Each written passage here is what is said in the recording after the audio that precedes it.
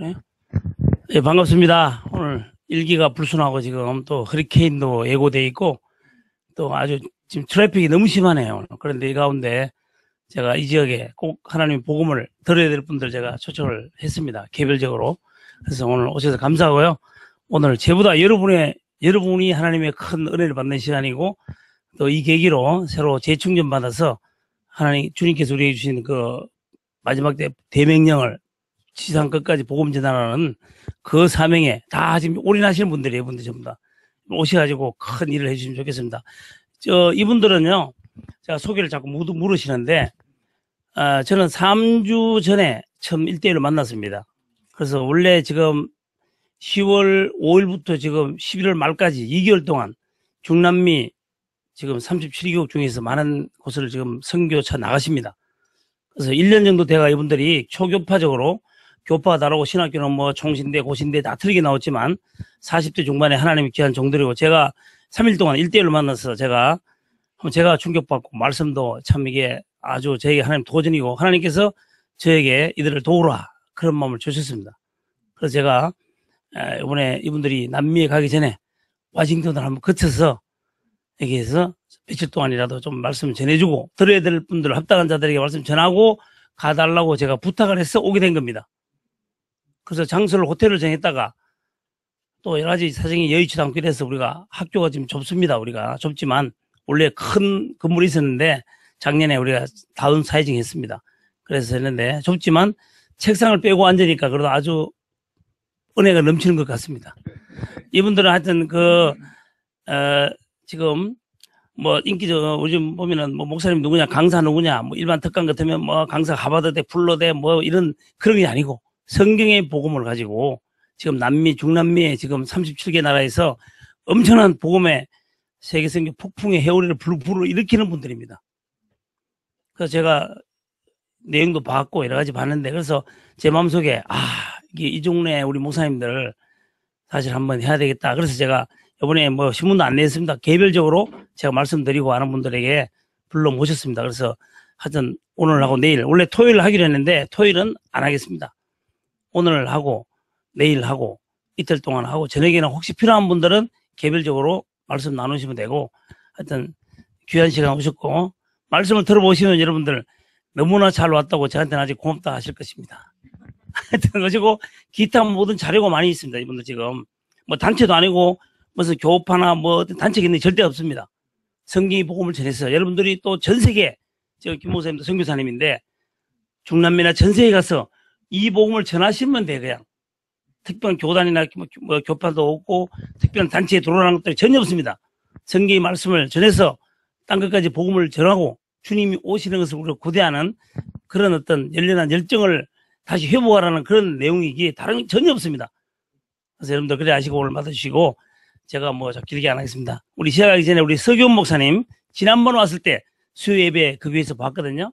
목사님도 아주 참 너무나 기쁘게 받아들였기 때문에 오늘 참여하시는데 서 목사님 기도하시고 곧장 시작해서 참고로 참 강사 소개하겠습니다.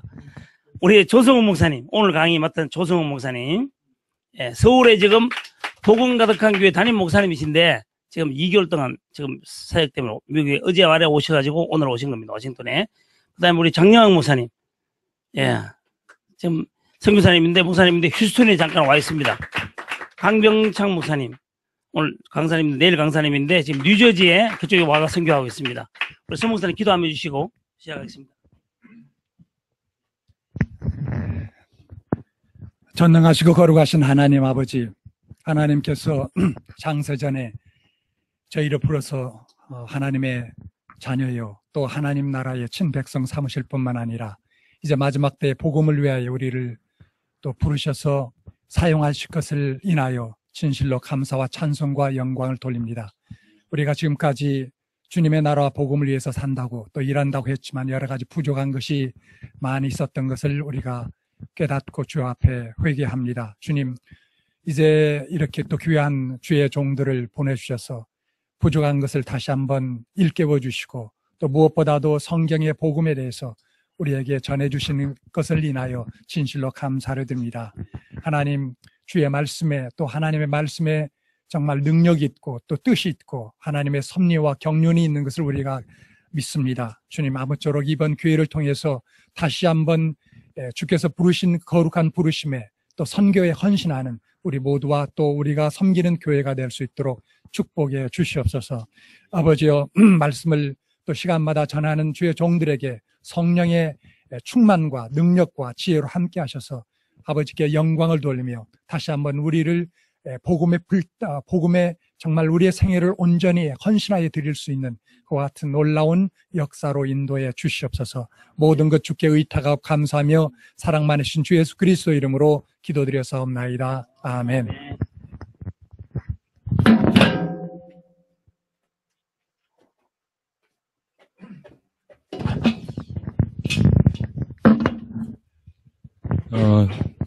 복음 가득한 교회를 담임하고 있는 조성욱 목사입니다. 한 2년 정도 전에 쿠바라는 나라를 처음 들어갔었습니다. 저희가 하나님의 은혜로 중남미라는 나라에 계속 문이 열려서 들어가고 있는데, 한 2년 전쯤에 쿠바라는 나라를 들어가게 됐습니다. 아무도 아는 사람이 없었는데, 하나님의 은혜로. 그래서 쿠바에 들어갔을 때, 저희 마음에, 쿠바라는 나라에 교회 세우러 들어간 것도 아니고, 조금 도움을 주려고 들어간 것도 아니고, 쿠바 들어가는 하나의 이유는 쿠바 복음을 해야 되겠다. 이 마음으로 하나님 문을 열어주셔서 들어갔어요. 다양한 종교 비자가 있지 않으면 집회를 할 수가 없습니다. 그리고 외국인들은 전도할 수 없습니다. 그래서 저희가 할 수 있는 유일한 일은 이미 예수 믿는 사람들을 만나는 그 일밖에 없었고, 비자가 있을 때에만 그들 앞에 설교를 할 수가 있었습니다.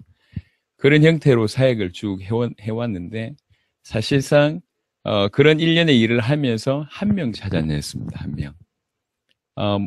교회가 교단이 45개나 있는데 너무나 이 공산권의 핍박이 심해서 약 100여 년 동안 교회가 전국에 106개밖에 없었어요. 쿠바라는 나라가.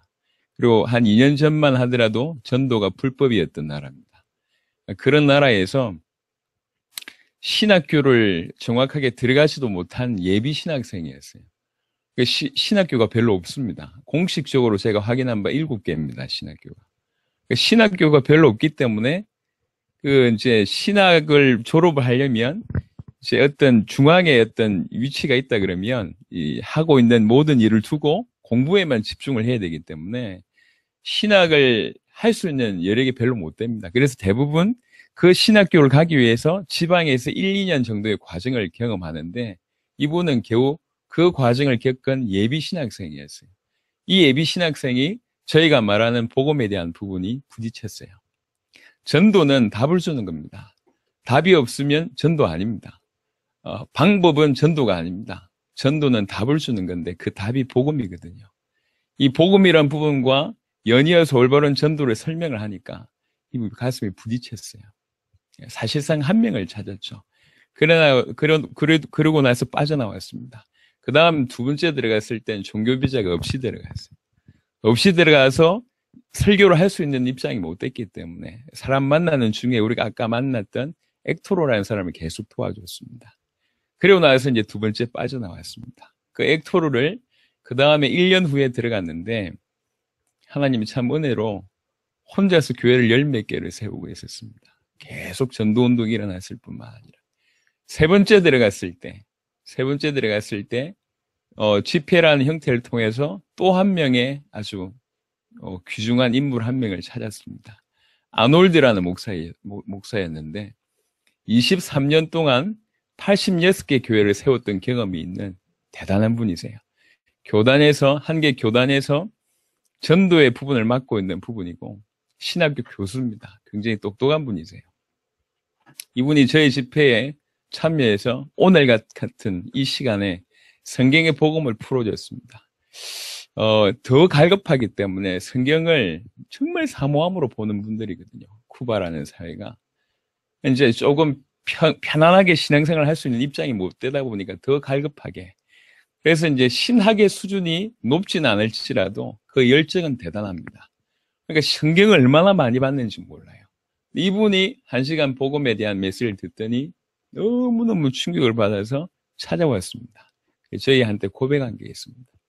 나는 지금까지 예수님을 주라고 구주라고 소개했는데 내가 오늘 당신의 복음을 들어보니까 나는 반쪽밖에 모르고 있었던 것 같다. 내가 마치 예수님을 십자가에 못 박았던 그 군병과 같은 사람이다. 이러면서 부목사 둘이를 데려와서 제 앞에 고백하는데 눈물을 막 흘리시더라고요.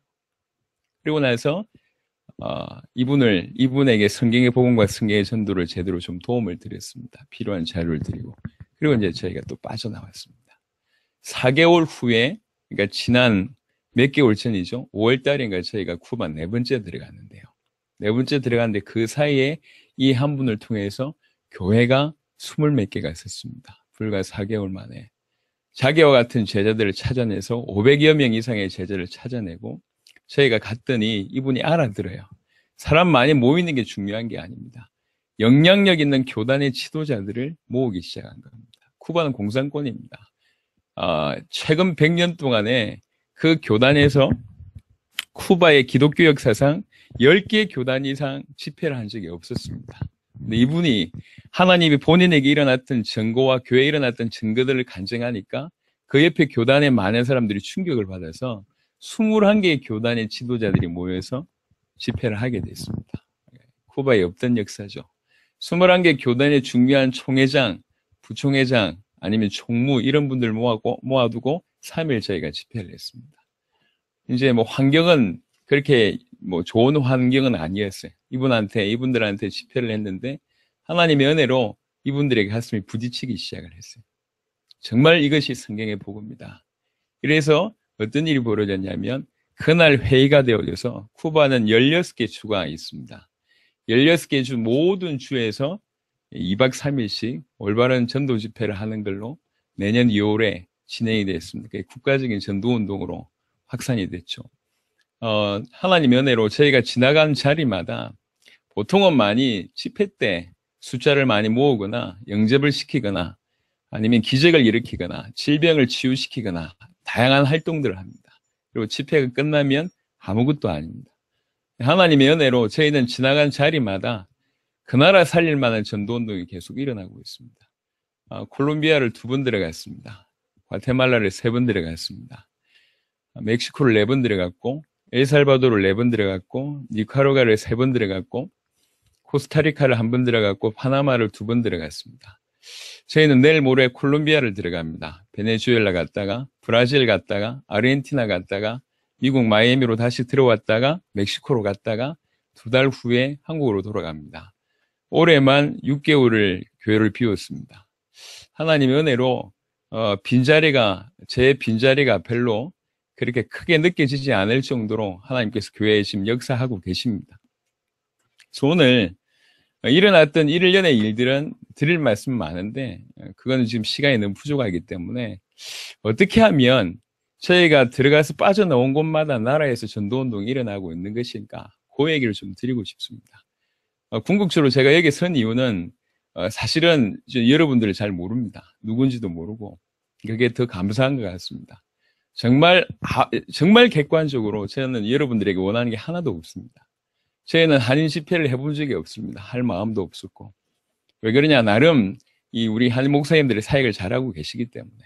저희는 어디 가더라도 주로 현지인들 만났고 100% 자비랑으로 섬겼습니다.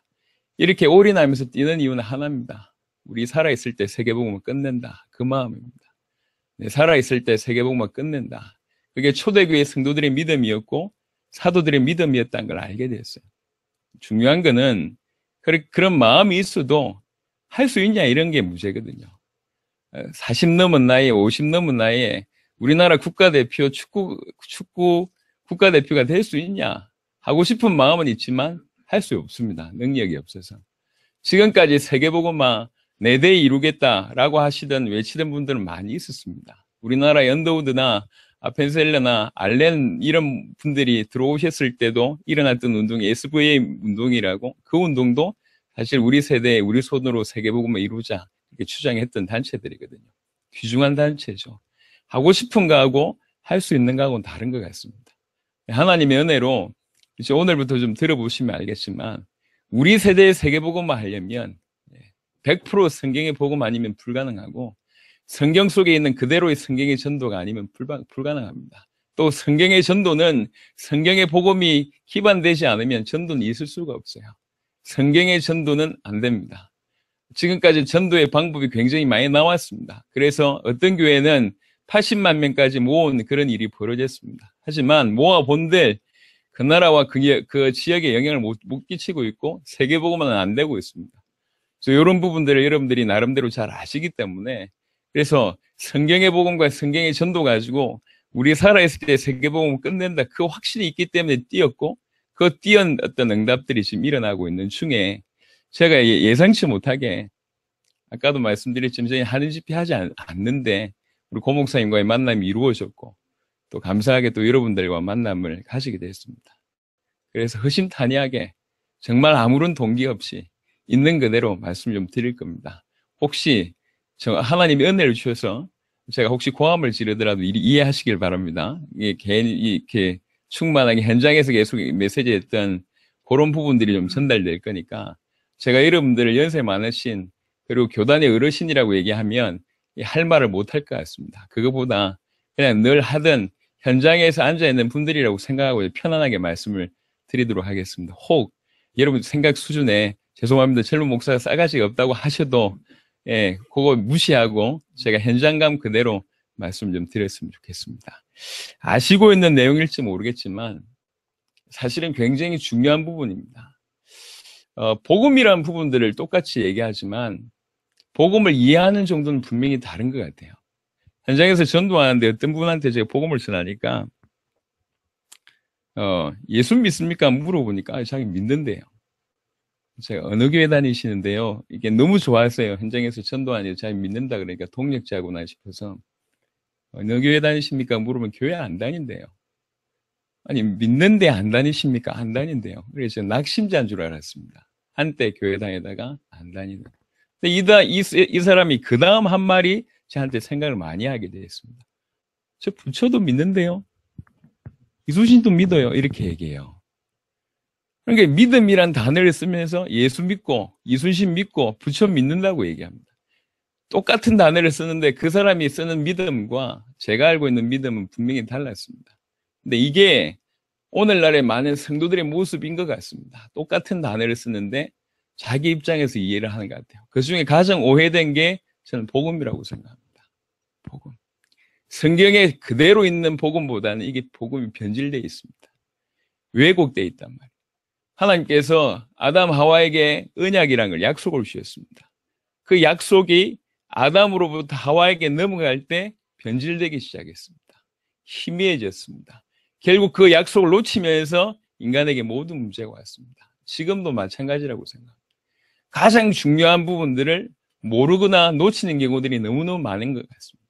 그래서 오늘 여러분들이 아는지 모르는지 모르겠지만 저는 모른다고 생각하고 저는 신학의 바탕이 이렇게 깊지 않습니다.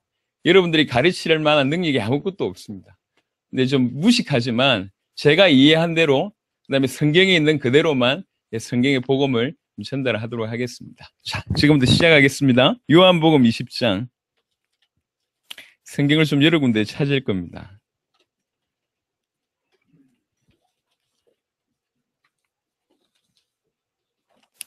요한복음 20장 31절입니다. 성경을 찾으셔야 됩니다. 고 박사님, 저기 성경책 있으시면 좀 부탁드립니다. 물론 대부분 외우시고 계시겠지만 혹시 모르실 수 있으니까 찾으시는 게 유익하실 겁니다. 요한복음 20장 31절입니다. 다 같이 합독해 보겠습니다. 오직 이것을 기록함은 너희로 예수께서 하나님의 아들 그리스도이심을 믿게 하려 하며 또 너희로 믿고 그 이름을 힘입어 생명을 얻게 하려 함이니라. 아멘. 이것이 요한복음의 기록 목적이냐? 아닙니다. 성경 전체를 볼 때 이 메시지는 성경 전체의 기록 목적에 해당합니다. 왜 성경을 기록했냐라고 얘기하면서 주장하고 있습니다. 성경 기록한 목적은 하나밖에 없다.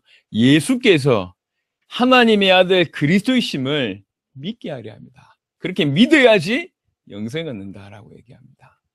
예수께서 하나님의 아들 그리스도이심을 믿어야지 영생을 얻는다라고 얘기합니다. 제가 이 얘기하니까 많은 사람들이 그렇게 얘기합니다. 예수 그리스도 그게 기초 아니냐라고 얘기해요. 기초 맞습니다. 하지만 전부입니다.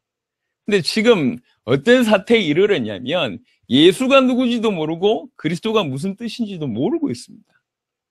예수께서 하나님의 아들 그리스도이심을 믿어야지 영생을 얻는다고 얘기했는데 모르는 사람이 그냥 예수 그리스도라고 얘기합니다. 모르면서 알고 있다고 생각하고 있습니다. 제가 아이가 4명 있습니다. 그 중에 셋째가 4살입니다. 4살 아이가 이제 비슷한 단어는 흉내를 냅니다. 웬만한 단어 얘기할 수 있습니다. 예컨대 오바마 대통령 얘기할 수 있습니다. 우리 아이는. 오바마 대통령이 발음 그대로 얘기할 수가 있어요. 근데 우리 아이 앞에 오바마 대통령이 나타나 본들 우리 아이는 감동받지 않을 겁니다. 왜 그렇죠? 대통령이 뭔지를 몰라요. 흑인 할아버지가 앞에 와 있는 거죠. 감동 안 받습니다. 오히려 무서워서 도망칠 겁니다. 왜 그러냐? 발음을 얘기합니다. 오바마 대통령이라고 얘기합니다. 할 수 있습니다. 자기 안다고 얘기할 수 있습니다만은 우리 아이는 대통령을 모릅니다. 그 미국의 대통령이 얼마나 힘있고 능력이 있는지 우리 아이는 몰라요. 모르면서 오바마 대통령 얘기할 수 있어요. 그러니까 아는 겁니까? 모르는 겁니다. 오늘날 신자들이 마찬가지입니다. 그리스도 모릅니다. 무슨 뜻인지도 모르고 있어요. 저희 같이 움직이는 목사님들이 미국에도 많이 전도했습니다. 미국의 대학에 들어가서 수만 명의 사람들을 만나서 질문하기를 그리스도가 누구냐고 물어봤어요. 그리스도 이 뜻이 무슨 뜻이냐고 물어봤을 때 신자라고 얘기하는 수만 명의 사람들 중에 그리스도가 무슨 뜻이냐고 얘기하는 사람이 딱 한 사람이 있었답니다. 기름 부음 받은 자. 의미를 아는 사람이 겨우 한 사람이, 정확하게 단어의 뜻을 알고 있는 사람이 그 정도밖에 없습니다. 지금 교회 다니는 많은 사람들이 과연 그리스도의 뜻을 알고 있을까? 왜 뜻이 중요하냐면 그 뜻 안에 모든 것이 담겨져 있거든요. 예수님을 그리스도로 믿지 않으면, 예수님이 그리스도인지 알지 못하면 예수 그리스도를 모르는 겁니다. 조금 더 깊이 있게 설명하겠습니다. 예수께서 그리스도이심을 믿게 하기 위해서 성경에 기록됐다고 얘기합니다. 성경의 많은 흔적들이 요 얘기입니다. 예수께서 그리스도이심을. 마태복음 16장을 보겠습니다. 예수님께서 사역 말미에 제자들에게 물어봅니다. 마태복음 16장에 사람들이 인자를 누구라고 하냐 물어보죠. 마태복음 16장 13절에 그때 제자들이 많은 사람들의 입을 빌어서 얘기합니다. 예수님, 사람들이 예수님을 보고 엘리야 같다고, 예레미야 같다고, 세례요한 같다고, 선지자 중에 하나 그렇게 같다고 얘기합니다 라고 물어요. 사실은 사람들이 이렇게 얘기합니다 라고 얘기하지만 그 얘기가 다 자기들이 그 정도 믿고 있을 뿐입니다.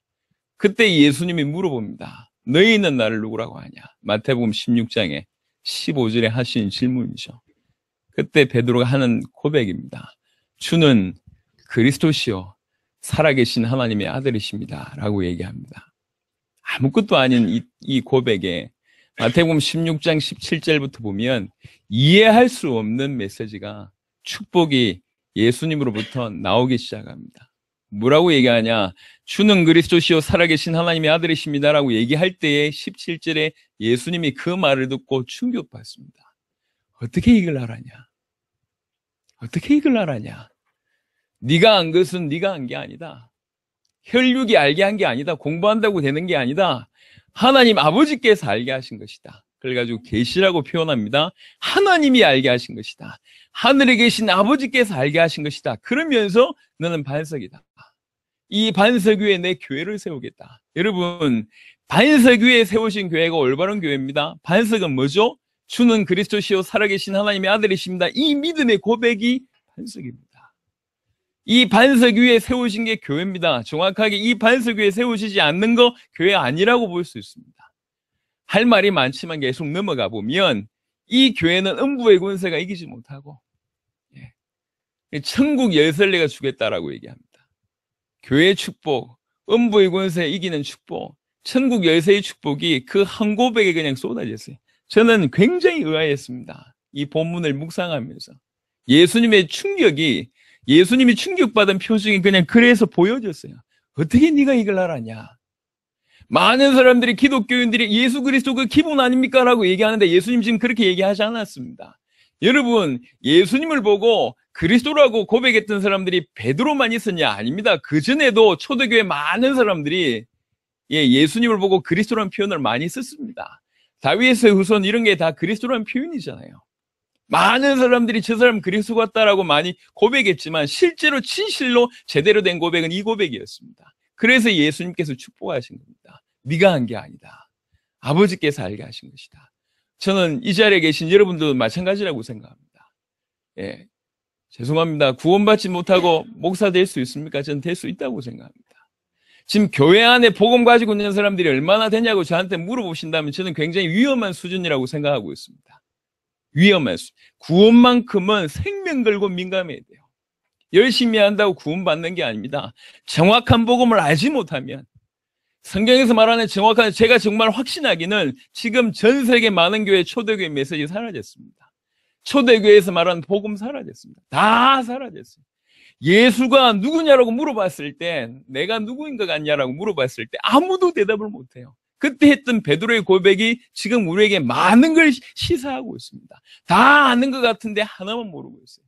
성경의 기록의 목적이 예수께서 하나님의 아들 그리스도심을 밝히고 있고, 예수님은 하나만 물어봅니다. 내가 누구냐? 그걸 물어봐요. 사람들이 눈에 보일 때 능력 보이니까 엘리야처럼 보이는 거예요. 그래, 엘리야라고 믿는 겁니다, 예수님을. 지금도 교회에서 신비한 쪽으로 계속 몰고 가고 있는 사람들은 예수님을 엘리야로 보고 있는 사람입니다. 사회봉사 해야 되죠. 구제해야 됩니다. 하지만 그 사람들은 예수님을 예레미야로 믿고 있는 겁니다. 사회개혁해야 됩니다. 정치해야 됩니다. 그 사람들은 예수님을 세례요한으로 보고 있습니다. 말씀 따라가야 되죠. 좋은데 그 말씀 핵심 다 놓쳤습니다. 예수님을 선지자로 보고 있습니다. 지 믿고 싶은 대로 믿는 거죠. 예수님이 누굽니까? 예수님이 우리 죄를 위해서 돌아가셨습니다. 맞는 말입니다. 하지만 그건 부분만 알고 있습니다. 언약을 부분으로 이해하거나 언약을 희미하게 알고 있으면 결국 그것 때문에 넘어지게 되고 모든 문제 오는 겁니다. 그게 창세기 3장에 나와 있는 모든 결론이거든요. 한마디로 얘기해서 성경 전체가 예수께서 그리스도, 예수께서 하나님의 아들 그리스도, 이것만 얘기하고 있다는 사실입니다. 조금 더 확인해 보겠습니다. 저는 목회자예요. 많은 사람들에게 하나님의 특별한 은혜를 주셨지만 저도 받은 바 은혜가 많습니다. 그중에 몇 번 죽을 뻔하다가 살아났습니다. 91년도 군대에 있다가 폭탄 사고가 터졌습니다. 제 옆에 군대 고참이 이 정도만한 폭탄을 들고 있다가 터졌어요. 그 자리에서 터졌습니다. 그래서 팔다리 다 날아가고 온몸에 파편이 박혀서 비누거품처럼 일어나는, 그러다가 그 사람이 죽었습니다. 저는 한 7m 떨어진 데서 파편을 맞았습니다. 여기에서 저 벽 정도 되겠죠. 파편 2대를 맞았습니다. 아직도 제 왼쪽 다리에는 파편이 박혀 있습니다. 그리고 한 대 여기 박혀 있습니다. 심장 앞에. 제가 여기 뭘 넣어놨었냐면 성경 암송 카드를 넣어놨습니다. 그 성경 암송 카드에 맞아서 제가 살아났습니다. 91년도에 있었던 일입니다. 여러분 같으면 그런 경험을 하시면 어찌 살겠습니까? 저는 정말 주를 위해서 목숨 걸고 살겠다고 결단했고 그렇게 살아왔습니다. 목숨 걸고 살면 살수록 그전에 몰랐는데 더 목에 말랐어요. 이건 아닌데. 열심히 하라고 했어요. 열심히 했습니다. 그 열심의 정도가 어디까지인지 모르겠어요. 더 답답했던 건 뭐냐면 방향이 없었어요. 어디로 향해 내 목숨을 걸고 뛰어가야 되냐 몰랐습니다. 성경을 읽어도 교회 충성봉사하고 많은 일을 하는데도 불구하고 항상 목이 말랐어요. 목이 말라서 더 열심히 했는데 더 목이 말랐어요. 왜 그런지 몰랐습니다. 성경을 읽으면서도 복음이 뭔지 이해가 안 됐고 어떻게 살아야 되는 건지 몰랐고 전도나 하고 싶어서 뛰쳐나가는데 교회 데리고 오는 게 전도냐? 너무 힘이 들었어요. 복음이라는 부분이 어느 날 이해되기 시작하면서 이게 다 풀리기 시작했습니다. 여러분, 복음이라는 얘기는 깊이 있게 생각해 봐야 돼요. 성경 전체가 하나의 얘기를 하고 있습니다. 저는 목사입니다. 목회자가 돼서도 더 힘들었던 건 뭐냐면 저는 개인적으로 역사는 별로 부러워하지 않습니다. 누구를 통해서 무슨 일이 벌어졌고 큰 일이 벌어졌고 기적이 벌어졌고 수만 명이 모이고 저는 안 부럽습니다. 항상 궁금한 게 있었어요. 뭐가 궁금하냐? 도대체 저분은 무슨 메시지 했을까? 그게 항상 궁금했어요. 저는 초대교회가 늘 궁금했던 게 초대교회 보면 역사가 많이 일어납니다. 이 일어난 역사보다 항상 궁금했던 게 뭐냐면 사도 바울에게 일어났던 역사보다 더 궁금했던 게 사도 바울이 던진 메시지가 뭐였냐? 그게 궁금했어요. 그게 신앙이니까요. 사도 바울이 가지고 있는 신앙이잖아요. 베드로가 던진 메시지가 뭐였을까? 초대교회의 메시지가 뭐였을까? 초대교회 성도들의 메시지가 뭐였을까? 항상 궁금했어요. 성경에 힌트가 있습니다. 그것도 너무나 정확하게 기록되어 있습니다. 보겠습니다. 사도행전 2장에 보시면 약속했던 주의 성령이 임하게 됩니다. 120명의 문도가 기도하고 있을 때 약속했었던 주의 성령이 임하게 되죠. 그때 당시 15개 나라 이상의 사람들이 몰려왔습니다. 각각 다른 방으로 말씀을 전하기 하나님 나라의 큰 일을 말하기 시작하니까 충격을 많이 받습니다. 어떤 사람은 조롱합니다. 놀리죠. 그 중에 베드로가 일어나서 2장 14절부터 설교를 쭉 합니다. 그 설교 한 편으로 3,000명이 돌아오는 일이 벌어집니다. 3,000 제자가 통해 자복하면서 돌아오는 일이 벌어집니다. 그 설교의 결론이 뭘까요? 2장 36절입니다. 2장 36절 그런즉 이스라엘 온 집은 확실히 알지니 너희가 십자가에 못 박은 이 예수를 하나님이 주와 그리스도가 되게 하셨느니라. 그게 설교의 결론이었습니다. 설교의 결론이 뭐냐? 이 예수가 그리스도다. 우리 하나님이 이 예수를 그리스도 되게 하셨다. 그게 설교의 결론이었습니다. 성경 기록의 목적이 예수가 하나님의 아들 그리스도다. 그게 성경 기록의 목적인데 그 얘기를 그대로 설교에 옮겼습니다. 예수가 그리스도다. 사도행전 9장에 대표적인 인물이 나옵니다. 바울이라는 사람이 회개하는 일이 사도행전 9장에 나옵니다. 다메섹 도상에서. 회개하고 나서 사흘 동안에 이제 이렇게 눈이 멀고 또 아나니아를 만나게 되는 일이 벌어지지 않습니까? 그리고 나서 바로 전도하게 됩니다. 뭐라고 메시지했을까요? 사도행전 9장입니다. 22절에 보시면 회개하자마자 사울은 힘을 더 얻어 예수를 그리스도라 증언하여 다메섹에 사는 유대인들을 당혹하게 하니라 라고 얘기합니다. 사도 바울이 바로 전도하면서 했던 메시지가 뭐였냐? 예수가 그리스도다라고 얘기했습니다. 세월이 많이 지났습니다. 사도행전 17장에 보면 이제 바울은 규례대로 전도의 규례가 생겼습니다. 회당에 들어가서 새 안식일 동안에 메시지하는 장면이 나옵니다. 17장 2절 3절에 보시면 바울이 자기의 관례대로 그들에게 들어가서 새 안식일에 성경을 가지고 강론하며 뜻을 풀어 그리스도가 해를 받고 죽은 자 가운데서 다시 살아나야 할 것을 증언하고 이르되 내가 너희에게 전하는 이 예수가 곧 그리스도라니. 바울이 수십 년이 지났습니다. 처음 할 때도 예수가 그리스도였고 수십 년이 지난 시점에도 한결같은 메시지 합니다. 예수가 그리스도다. 그것도 성경 전체를 가지고 18장에 보시면 고린도 사역에 했던 내용이 나옵니다. 18장 5절에 실라와 디모데가 마게도냐로부터 내려오매 바울이 하나님의 말씀에 붙잡혀 유대인들에게 예수는 그리스도라 밝히 증언하니. 하나님의 말씀이 붙잡혀서 뭐 하게 됐냐? 예수가 그리스도라고 밝히 증언했다고 얘기합니다. 아주 특이한 상황 중에 하나가 18장 24절에 나타나는 24절부터 28절에 나타나는 아볼로라는 사람입니다. 여러분 이 아볼로에 대해서 여러분 좀 주목하셔야 됩니다. 24절에 25절에 아볼로에 대해서 성경은 이렇게 설명하고 있습니다. 알렉산드리아에서 난 아볼로라 하는 유대인이 에베소에 이르니 이 사람은 언변이 좋고 성경에 능통한 자라라고 얘기합니다. 여러분 성경을 잘 아시겠지만 성경은 과하지 않습니다. 오버해서 설명하지 않아요. 근데 오버해서 설명하지 않는 성경에서 이 사람 언변이 좋고라고 얘기할 때 이 사람 달변가라는 얘기. 어마어마하게 말 잘한다는 사람이고 그 성경에 능통한 자라고 얘기합니다. 유대인들이 성경을 기본적으로 성년식을 치르려면 모세오경 다 외워야 되는 거잖아요. 그런 성경의 박사들 중에도 탁월한 자입니다. 성경이 능통한 자라. 성경에서 아볼로를 그렇게 표현했어요. 성경이 능통한 자다. 어느 정도란 말입니까? 대단한 사람입니다.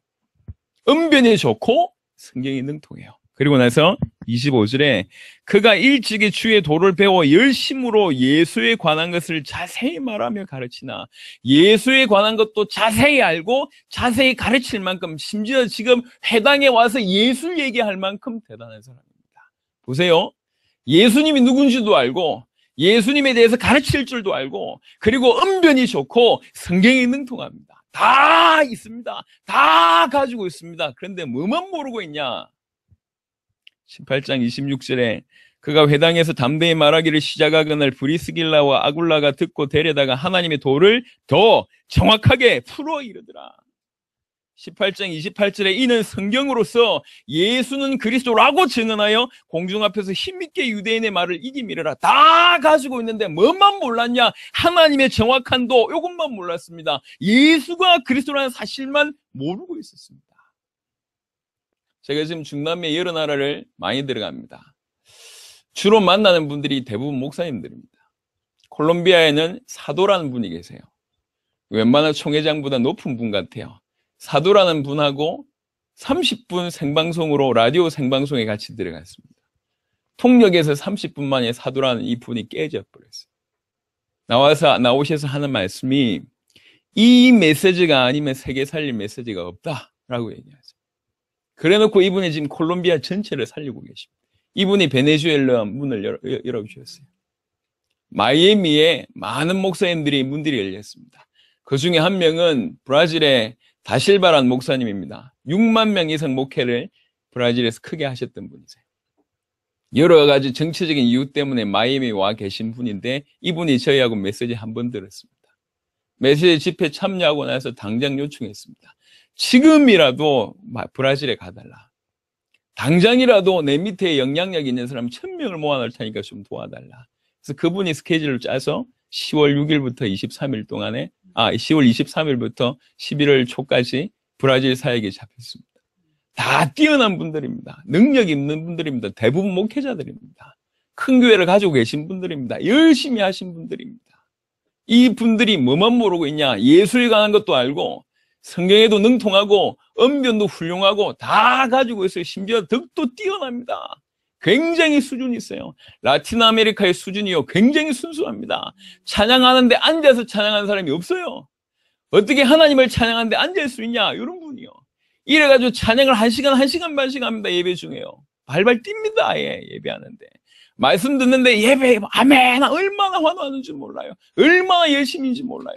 주와 복음을 위해서 당연히 살아야지. 다 그런 마음을 가지고 있습니다. 다 있어요. 언변 훌륭하고, 성경 능통하고, 예수에 관한 거 다 잘 아는데 뭐만 모르고 있냐? 예수가 그리스도라는 요 핵심만 모르고 있단 말이에요.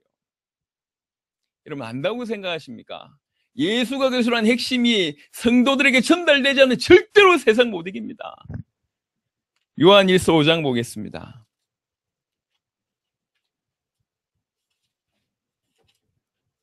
요한일서 5장 1절에는 이렇게 말씀하고 있습니다. 예수께서 그리스도이심을 믿는 자마다 하나님께로부터 난 자니라.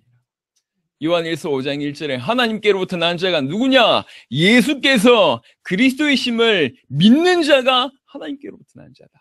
5장 4절에 보니까 무릇 하나님께로부터 난 자마다 세상을 이기느니라. 하나님께로부터 난 자야지 세상을 이깁니다.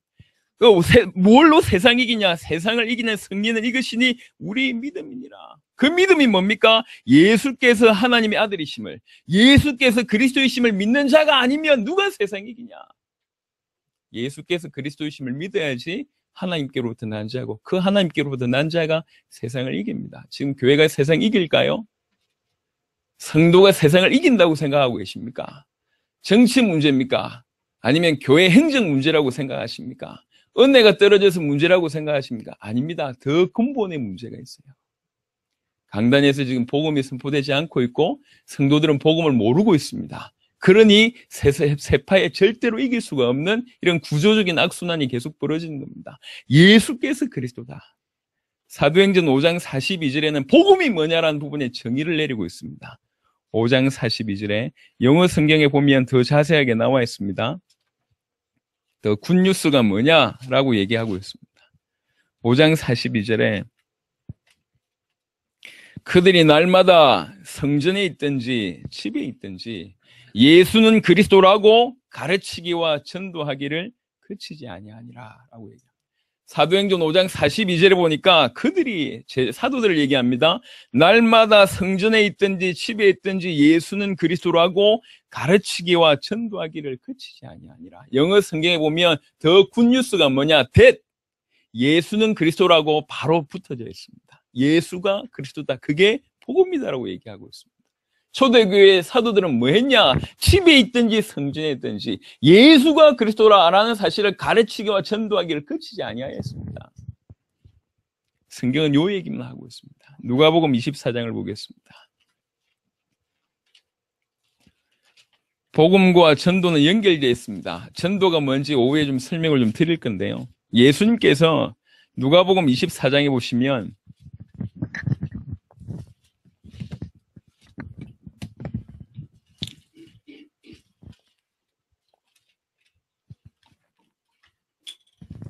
(25절부터) 이르시되 미련하고 선지자들이 말한 모든 것을 마음에 드디 믿는 자들이여 그리스도가 이런 고난을 받고 자기의 영광에 들어가야 할 것이 아니냐 하시고 이에 모세와 모든 선지자의 글로 시작하여 모든 성경에 쓴 바 자기에 관한 것을 자세히 설명하시니라.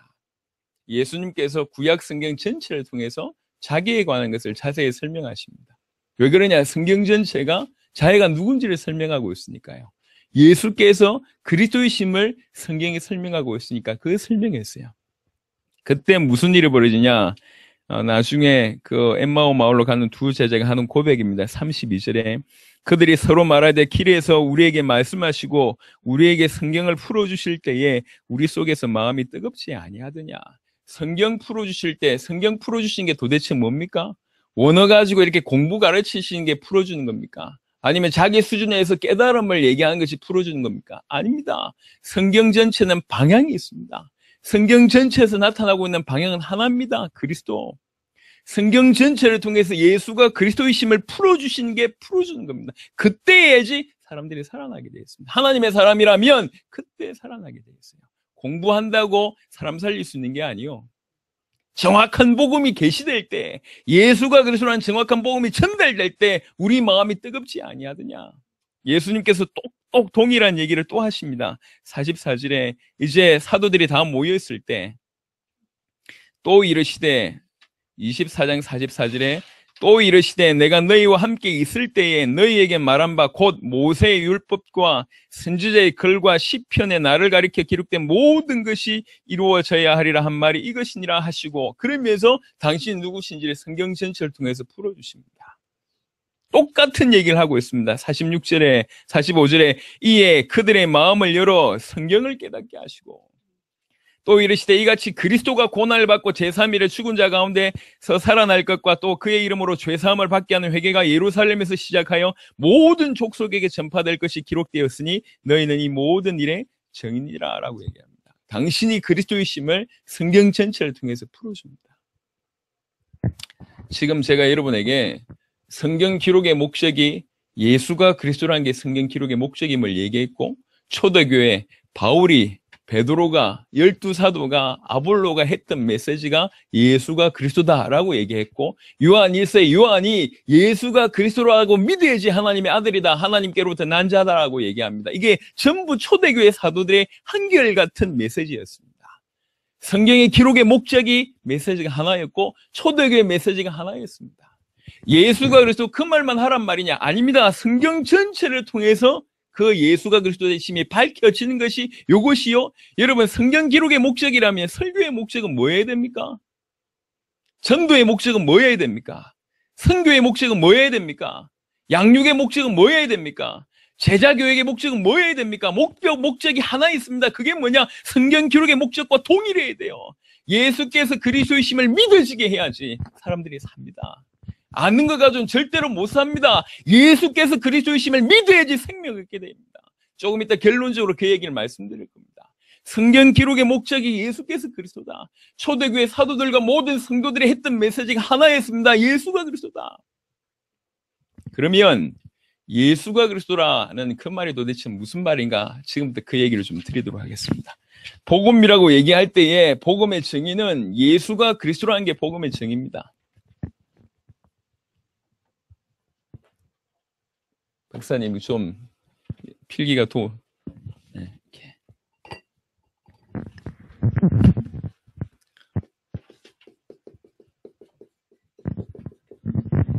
필기를 많이 하진 않겠지만 조금 정리하는 데 도움이 될 것 같아서 말씀을 드립니다. 예수가 그리스도라는 말은 굉장히 간단한 말입니다. 예수는 이름이죠. 구원자 이름이고 그리스도는 직분입니다. 제 이름은 조성욱이고 제 직분은 목사입니다. 그러니까 예수는 이름이고 그리스도는 직분인데요. 단어의 뜻이 있잖아요. 너무 잘 아는. 이게 구원자라는 뜻이고 그리스도는 기름 부음 받은 자라는 뜻입니다.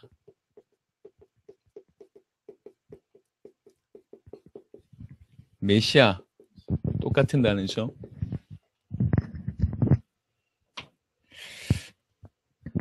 이게 메시아에 대한 얘기를 좀 말씀을 좀 먼저 드리겠습니다. 그리스도가 이 땅에 왜 필요할까요? 성경 전체는 그리스도에 대한 얘기를 하고 있습니다. 그리스도가 이 땅에 왜 필요하겠습니까? 제가 많은 사람들 만나봅니다. 참 안타까운 건 뭐냐면 불신자들, 믿지 않는 자들이 그 답을 안 가지고 있는 건 이해가 되는데 신자들이 답이 없어요. 답이 없다고. 인생의 문제가 뭡니까? 인생의 문제가 뭐냐고 물어보면 답을 못합니다. 인생의 문제는 굉장히 간단합니다. 너무너무 간단합니다. 창세기 1장에 보면 하나님이 창조 원리를 가지고 인생을 만드셨어요. 물고기 물 안에 있어야 됩니다. 그래 자유롭고 행복합니다. 정상입니다. 왜냐라고 물어보신다면 하나님 그렇게 만드셨어요. 그게 창조 원리입니다. 물고기는 물 안에 있어야 된다. 나무는요 뿌리를 흙에 박고 있어야 돼요.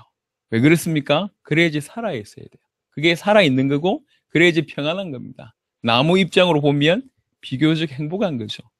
나무는 그 뿌리를 흙에 박고 있어야 됩니다. 정상적인 나무는요. 왜 그렇습니까? 하나님 그렇게 만드셨어요. 그게 창조 원리요. 인간은 하나님의 형상대로 지음받은 존재입니다. 창세기 2장에 보니까 생명이 됐다고 얘기합니다.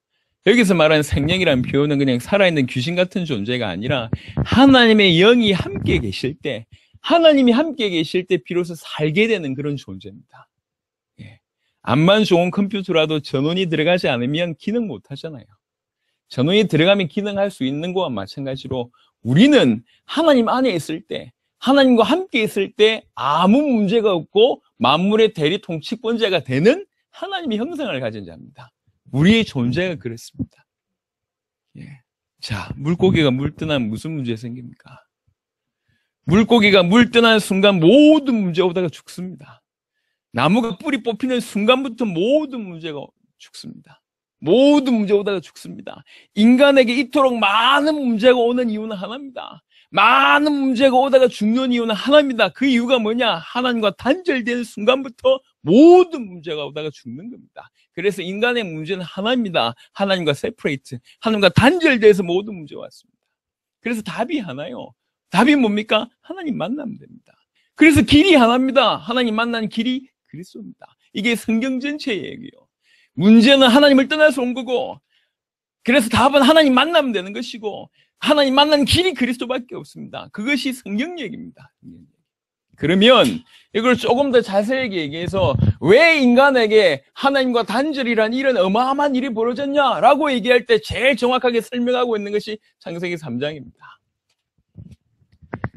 신화라고 하시는 분들이 많은데 성경은 답을 주고 있습니다. 하나님과 단절됨으로부터 모든 인간의 문제가 왔습니다. 인간이 진실로 하나님 형상대로 지음받은 게 맞다면 인간의 문제는 하나예요. 하나님과 단절돼서 왔어요. 왜 하나님과 단절되었냐? 창세기 3장에 자세하게 기록되어 있습니다. 눈에 보이지 않는 사단으로 말미암아 그 사단의 속임수에 넘어가서 하나님이 언약을 어기는 죄를 범하게 되고 그 죄의 결과로 하나님과 단절되는 어마어마한 일이 벌어졌습니다. 잘 아시는 내용이기 때문에 깊이 있게 설명은 안 해도 괜찮을 것 같습니다. 이 문제 때문에 사실은 모든 문제가 오는 겁니다. 선악을 알게 하는 나무의 실과를 먹지 말라라는 그 약속을 어기는 사단으로 말미암아 어기는 범죄를 하고 나니까 결국 하나님과 단절된 겁니다. 하나님과 단절된 이런 일이 벌어지면서 사실은 모든 문제가 옵니다. 과연 모든 문제가 온 게 맞습니까? 확인해 보겠습니다. 창세기 3장입니다. 창세기 3장 1절부터 14절에는 이런 과정을 쭉 적고 있습니다. 아시는 내용이죠. 그러니까 이 하나님과 단절됨으로 인간은 어떤 상태 가운데 빠져 있느냐, 그게 16절부터 설명하고 있습니다. 물론 그전에도 많이 있지만 범죄를 했기 때문에 이런 저주를 받는다라는 저주의 내용이 아니라 하나님과 단절되는 순간부터 인간에게 임한 상태를 얘기하고 있습니다. 3장 16절에 또 여자에게 이르시되 내가 너에게 임신한 고통을 크게 더하리니 라고 표현하고 있습니다. 여기는 고통이 적었다가 고통이 크게 더한다는 얘기가 아닙니다. 임신할 때 고통이 동물들이 이렇게 출산할 때 하고 이제 사람이 출산할 때는 고통이 틀리잖아요. 그러니까 동물보다 좀 더 고통을 심하게 겪는다는 표현을 하는 게 아니요. 이 표현은 무슨 표현입니까? 고통이 들어왔다는 얘기입니다. 인간 세계에. 인간은 하나님과 함께 있을 때 아무 문제가 없습니다. 그게 에덴의 상태입니다. 모든 축복을 받는 존재일 뿐만 아니라 아무 문제 없는 것이 인간입니다. 그 인간 세계에 고통이 들어옵니다. 그 대표적인 고통이 임신하는 고통이란 말이에요. 큰 고통이 들어오게 됩니다. 16절에 네가 수고하고 자식을 낳을 것이며 너는 남편을 원하고 남편은 너를 다스릴 것이니라 하시고, 원래 인간은 하나님 안에 있고 하나님과 함께 있어야 될 존재인데 하나님을 잃어버리고 하나님 인간의 영을 떠나고 난 이후에는 어떤 일이 벌어지냐? 아내는 항상 남편을 원해요. 늘 전화해가지고 어디냐, 뭐하고 있냐 늘 전화하고, 어디겠뇨? 일하고 있겠지, 교회겠지, 뭐하고 있겠뇨? 밥 먹고 있겠지, 공부하고 있겠지. 계속 물어봐요.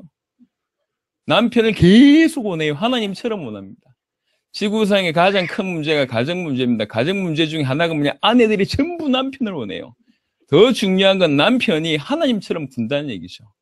아내를 다스립니다. 집까짓게. 뭐라고? 남편이 아내를 다스려요. 그래서 전 지구상의 문제 중에 가장 큰 문제가 가정 문제입니다. 하나님을 잃어버린 인간에게 온 문제입니다. 고통이 들어오고 가정에 문제가 있는 겁니다. 자의적인 해석이 아닙니다. 신학적인 바탕이 있는 해석이고 실제 삶에서 일어나고 있는 문제입니다. 왜 이런 문제가 왔는지를 지금 원인을 얘기하고 있는 것이 창세기 3장입니다. 17절에 아담에게 이르시되 네가 네 아내의 말을 듣고 내가 너에게 먹지 말라 나무의 열매를 먹었은즉 땅은 너로 말미암아 저주를 받고, 땅이 저주를 받았다고 얘기합니다. 여러분 성경 100%를 믿어야 됩니다. 땅이 저주를 받았다고 얘기합니다. 땅이 저주를 받으면 무슨 문제입니까? 땅이 저주를 이게 받는 것 자체가 이게 환경의 문제예요. 환경 문제는 뭐와 연결되냐? 질병과 연결됩니다. 환경 문제, 질병 문제, 그러면서 뭐라고 얘기하냐? 네 평생에 수고하여야 그 소산을 먹으리라. 이게 인간에게 있는 경제 문제입니다. 일평생 먹고 살기 위해서 벌벌 떠는 인생이 됐단 말이에요. 얼굴에 땀이 흘러야지 먹고 사는 이런 일이 벌어진 겁니다. 경제 문제, 환경 문제, 질병 문제, 가정 문제, 고통의 문제가 끊임없이 몰려듭니다. 18절에 땅이 너에게 가시덤불과 은건키를 낼 것이라 네가 먹을 것은 밭의 채소인지. 원래 인간은 밭의 채소를 먹는 게 아닙니다. 나무의 실과를 먹습니다. 밭의 채소 누가 먹습니까? 짐승이 먹어요. 어떤 수준 됐냐? 짐승 수준 됐다 그 말입니다. 19절에 네가 흙으로 돌아갈 때까지 얼굴에 땀을 흘려야 먹을 것을 먹으리니 네가 그것에서 취함을 입었음이라 너는 흙이니 흙으로 돌아갈 것이니라 하시고, 죽음이라는 게 들어오게 됩니다. 죄의 싹은 사망이죠. 인간에게 죽음이 들어오게 됩니다. 죄를 범하면 인간의 세 가지 죽음에 임하게 되죠. 영적인 죽음과 육신의 죽음과 영원한 죽음이 임하게 되는 겁니다. 그게 다 죄의 결과입니다. 인간 세계에 죽음이 들어오게 됩니다. 20절에 아담이 그의 아내의 이름을 하와라 불렀으니 그는 모든 산지의 어머니가 됩니다. 여러분, 창세기 2장에 보면 아담이 동물들의 이름을 지어주는 일이 벌어집니다. 그게 뭐죠? 그게 정복하는 행위거든요. 정복할 때 이름을 지어줍니다. 그때 아담은 하와한테 이름 지어주지 않았습니다. 자기 아내를 이름 지어주지 않았다니까. 그냥 동력자예요. 그런데 지금 이름을 지어줬단 말입니다. 무슨 의미가 있겠죠? 이해되십니까? 아담이 하와를 정복했다는 얘기입니다. 말을 바꿔서 짐승 상태가 된 거예요. 하와 상태가. 지금 하와는 하나님과 단절되고 죄 가운데 있고 사단의 자녀가 됐습니다. 요 하와의 상태인데 뭐라고 얘기했냐? 모든 산자의 어미가 됐다고 얘기합니다. 그러니까 아담과 하와 이후에 모든 후손들에게 이 문제가 그대로 전달되는 것을 얘기하고 있습니다. 신학은 제가 약합니다. 신학적으로 변론하자면 지금 변론할 시간도 없고 자신도 없습니다. 하지만 분명한 것은 인간이 하나님과 단절된 이후로 모든 문제가 왔다라는 그 모든 문제를 우리가 좀 훑어볼 수 있는 본문이 이 본문입니다. 성경에 인간의 문제들을 많이 다루고 있습니다. 하지만 창세기 3장 16절에서 24절 인간이 거의 대부분의 문제들을 함축하고 있습니다. 20절, 21절에 여호와 하나님이 아담과 그의 아내를 위하여 가죽옷을 지어 입히시니라. 가죽옷, 복음을 상징합니다. 한편으로 또 반대급부적으로 인간이 가죽옷을 입고 있어요. 짐승 상태를 얘기하는 겁니다. 만물의 대리 통치권자인 인간이, 세상을 장악해야 될 인간이 세상에 장악돼버린 그런 모습을 설명하고 있습니다. 22절부터 24절에 보니까 생명나무의 과실을 따먹지 못하게 만들었습니다. 절대로 생명나무의 열매를 먹을 수가 없어요. 생명을 얻을 수가 없습니다. 그래서 뭘 얻게 되죠? 죽음을 얻게 됩니다. 영원한 죽음, 지옥, 내세를 얘기하고 있습니다. 인간에게는 많은 문제들이 그대로 하나님과 단절된 순간부터 인간에게 빠져있는 상태를 언급하고 있는 거예요. 연구해 보실 분들은 깊이 연구해 보세요. 말씀드리고자 하는 요지는 뭐냐면, 인간이 하나님의 형상대로 지음받은 인간이 하나님과 단절된 순간에 무슨 문제가 생기냐? 모든 문제 온다, 그 말입니다. 모든 문제 온다.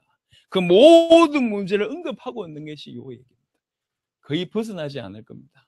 인간의 모든 문제 이 안에서 다 나옵니다. 살 길이 있습니다. 처음부터 살 길을 얘기했습니다. 창세기 3장 15절입니다. 내가 너로 여자와 원수가 되게 하고 네 후손도 여자의 후손과 원수가 되게 하리니 여자의 후손은 내 머리를 상하게 할 것이요 너는 그의 발꿈치를 상하게 할 것이니라 하시고, 여기서 여자의 후손이라는 표현을 썼습니다. 여자의 후손이 올 것이다.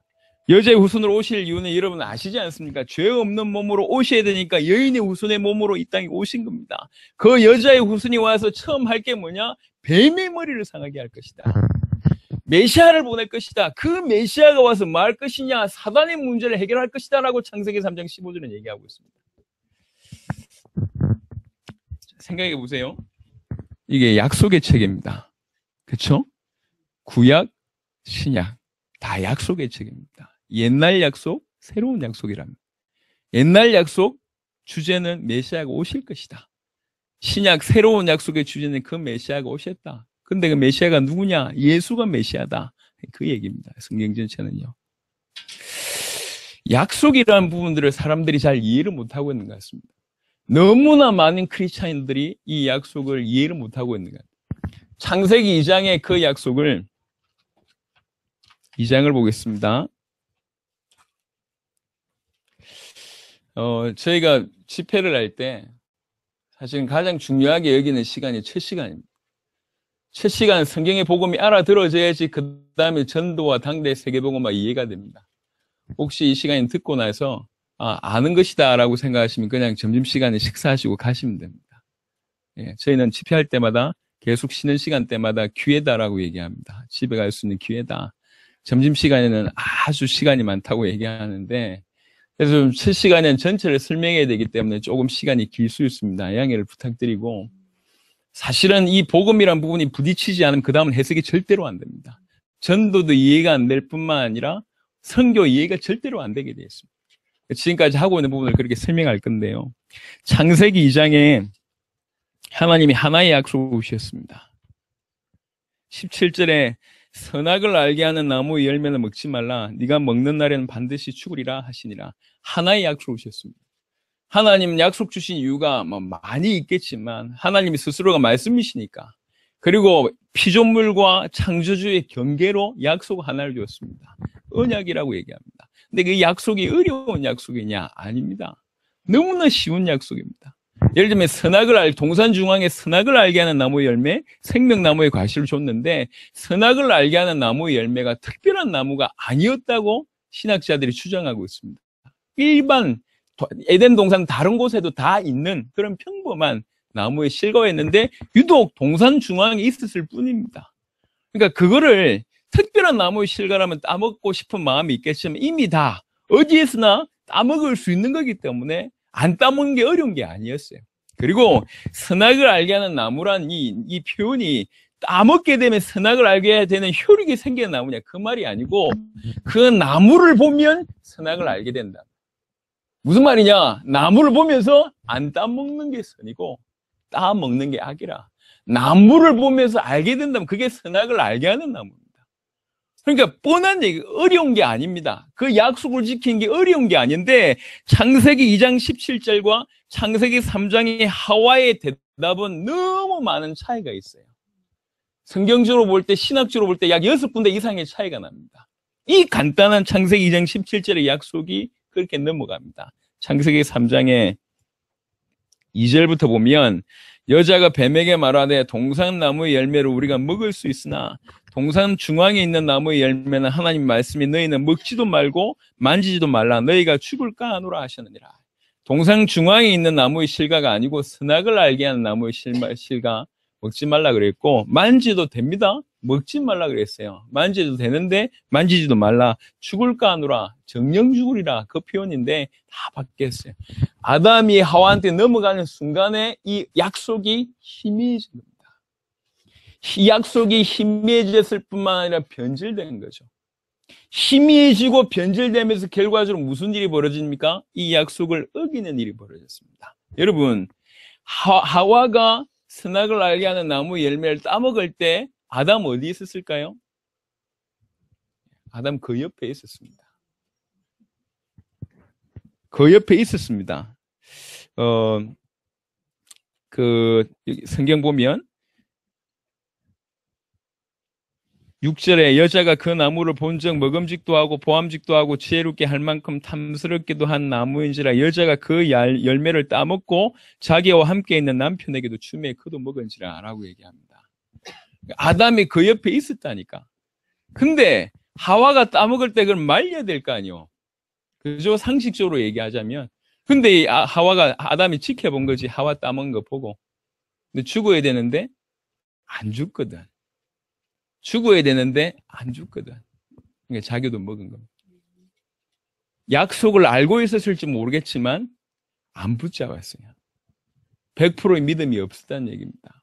그것 때문에 이 약속이 희미해지고 변질되고 그 약속을 정확하게 붙잡지 못하고 어겼기 때문에 모든 문제가 왔다고 해도 과언이 아닙니다. 자, 여기서 중요한 얘기입니다. 왜 제가 이렇게 고리타분한 신학적인 얘기를 하냐면 신학 얘기가 아닙니다. 지금의 신앙을 얘기하고 있습니다. 그래서 언약을 놓쳤기 때문에 인간에게 모든 문제가 왔습니다. 맞습니까? 모든 문제가 왔어요. 그래서 하나님께서 살 수 있는 약속을 하나 더 줬어요. 살 수 있는 유일한 약속 줬다니까. 성경 전체를 통해서. 그 약속이 뭡니까? 그 약속이 그리스도라는 약속입니다. 그리스도. 근데 보세요. 이 약속에 대한 자세를 보세요. 많은 성도들이 그리스도에 대한 약속을 붙잡는데 그 자세가 어느 정도 수준이냐? 아담과 하와 수준입니다. 희미하게 알고 있거나, 변질되게 알고 있거나, 아니면 이 약속을 모르고 있거나, 알고 있어도 이 약속에 목숨 걸고 믿지 않는 그런 상태입니다. 그래서 신자에게 이토록 많은 문제가 있는 겁니다. 작은 얘기 아닙니다. 그냥 좀 알고 있는 상태가 아닙니다. 정말로 그리스도를 목숨 걸고 알지 못하면 다 넘어집니다. 메시아를 보내겠다. 그 메시아가 창세기 3장 15절에 메시아가 오셔서 하실 일이 뭐냐? 사단이 이를 멸할 것이다. 뱀의 머리를 상하게 할 것이다. 이사야 53장입니다.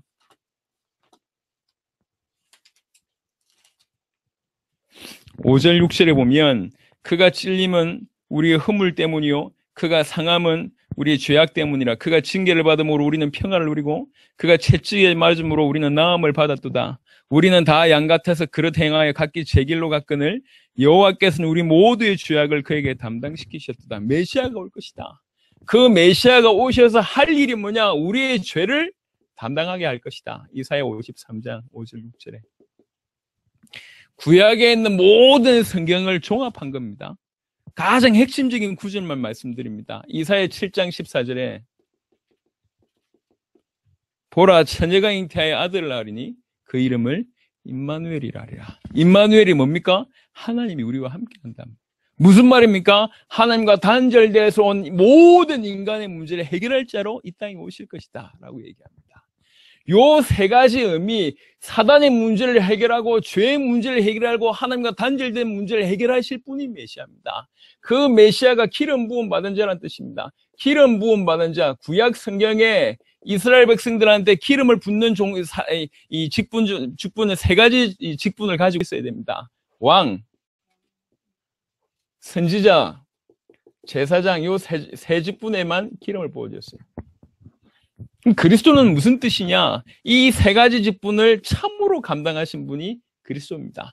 참된 왕이며 참된 제사장이며 참된 선지자여야 됩니다. 참된 왕이 되셔서 사단의 문제를 해결하고, 참 제사장이 되셔서 죄의 문제를 해결하고, 참 선지자가 되셔서 하나님과 단절된 문제, 하나님과 만나는 길을 여신 요 분이 그리스도입니다.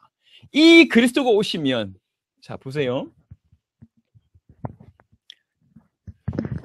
인간의 모든 문제가 이것 때문에 왔습니다. 그리스도는 이 문제를 해결하시는 분입니다. 참된 왕, 참된 제사장, 참된 선지자로 이 세 가지 문제를 해결하십니다. 그래서 그리스도라는 단어 속에는 뭐가 포함되어 있냐면, 이걸 인간의 근본의 문제라고 표현할 수 있는데, 인간의 근본 문제를 해결할 자라는 의미가 포함되어 있습니다. 메시아라고 표현할 때는. 또 하나는요, 이 그리스도는 인간의 근본 문제로 말미암는 모든